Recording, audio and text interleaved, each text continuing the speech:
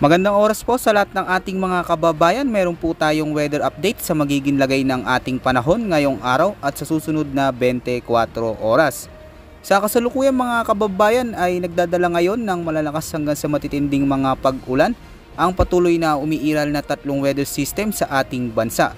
Una nga rito ang southwest monsoon, siyang nakakaapekto ngayon at nagpapaulan sa buong bahagi ng Luzon, at frontal system naman ang nakakaapekto sa ilang bahagi ng ating bansa. Habang localized thunderstorms naman ang patuloy na nakakaapekto at umiiral sa malaking bahagi ng Visayas at Mindanao.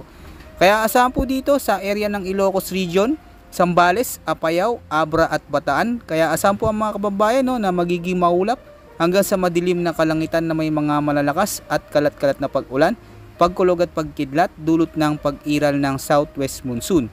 Pinag-iingat din natin ang lahat ng ating mga kababayan dyan dahil dito ay posible ang mga banta ng mga biglaang pagbaha at pagguho ng lupa, lalo na kung magiging matindi ang mga pag-ulan na dala nito.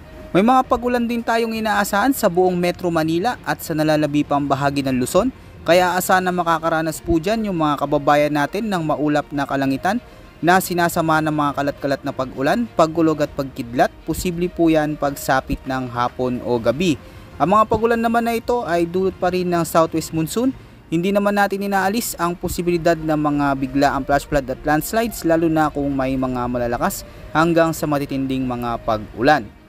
Samantalang makikita natin sa ating weather forecast animation na may pamumuo ng mga makakapal na kaulapan na siyang nagdadala ng mga pag-ulan ngayon dito sa may area ng Batanes at Babuyan Islands, dulot ng umiiral na frontal system. Pinag-iingat natin ang mga kababayan natin dyan sa mga nabanggit nating mga lugar sa posibilidad at banta ng mga biglaang pagbaha at pagguho ng lupa, lalo na kung may mga magdudulot ito ng severe thunderstorms. Samantala sa malaking bahagi naman ng Visayas at Mindanao ay asahan po sa mga kababayan natin dyan ang pagkakaroon ng maulap hanggang sa maulap na papawirin na may mga isolated rain showers at thunderstorms dulot ng localized thunderstorms. Makikita natin sa ating satellite animation na may mga kalat-kalat na kaulapan na nagdadala ngayon ng mga pag-ulan at pagkulog dito po sa may area ng Negros Oriental, Antique, Cebu, kasama rin ang Romblon. Samantala sa bahagi ng Mindanao mga kababayan ay may mga nakikita din tayong mga pag-ulan dulot ng localized thunderstorms, lalo na dito sa Lanao del Norte, Misamis Occidental, kasama rin ang Zamboanga Peninsula.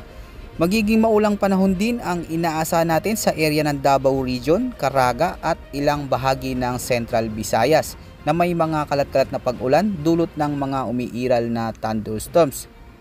Samantala mga kababayan, wala naman tayong namomonitor ngayon na anumang sama ng panahon at ayon sa Pag-asa ay opisyal nang nagsimula ang pag-iral ng southwest monsoon sa ating bansa o yung tinatawag po nating habagat. Ito po yung nagsisilbing palatandaan na magsisimula na ang panahon ng tag-ulan, kaya expect po natin mga kababayan ang madalas na katamtaman na mga pag-ulan hanggang sa malalakas na buhos ng ulan. Kabilang na ang pag-iral ng thunderstorms, lalo na po mga kababayan dyan sa may kanlurang bahagi ng ating bansa. Kaya wag po natin kalilimutan, magdala po tayo palagi ng payong tuwing aalis tayo ng ating bahay. Kaya malaga po magpatuloy po tayo na magantabay pa sa mga susunod pa nating update. Yan po muna ang ating pinaka-latest weather update at ulat panahon ngayong araw mga kababayan ko. Ito po ang inyong weather forecast ng bansa. Maraming salamat po at ingat po sa ating lahat.